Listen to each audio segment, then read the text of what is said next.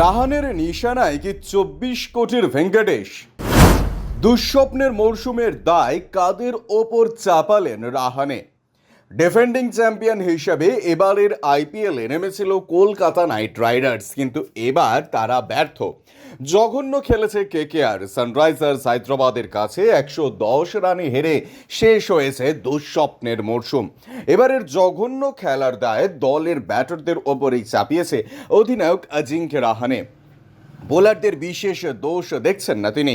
এবারের আইপিএলে কেকেআর সমর্থকদের নজর ছিল ভেঙ্কটেশ আইয়ারের দিকে। নিলামে 23,75,00,000 টাকায় তাকে কিনেছিল কলকাতা। প্রথমে মনে করা হয়েছিল তাকে অধিনায়ক করা হবে, কিন্তু শেষ পর্যন্ত সহ অধিনায়ক করা হয় তাকে।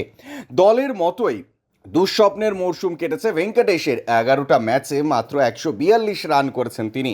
শেষ 3টি ম্যাচে তাকে প্রথম একাদশের বাইরে রাখতে বাধ্য হয়েছিল দল।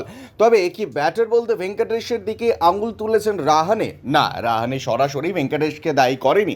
তিনি উল্টে তার ডেপুটির পাশে দাঁড়িয়েছেন। রাহানে বলেন, কাউকে 20 কোটিতে কেনা হোক বা 2 কোটিতে, মাঠে তার আচরণ বদল হওয়া উচিত নয়। ভেঙ্কটেশের হয়নি, ও পরিশ্রম করেছে, ভালো খেলার